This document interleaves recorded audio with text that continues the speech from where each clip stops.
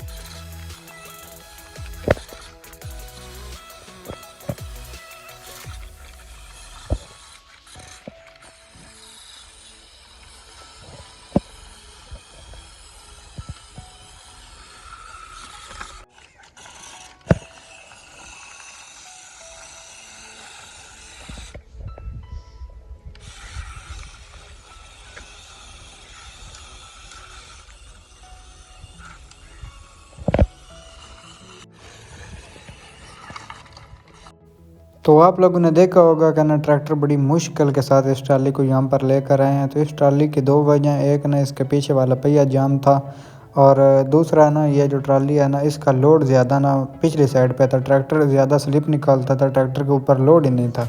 इस वजह से ना इस ट्राली को इधर लेकर आने में ज़्यादा मुश्किल बनी और पहिया जो था ना वो बिल्कुल चलते नहीं, इसकी वजह से ना ट्रैक्टर को बड़ी मुश्किलों का सामना करना पड़ा।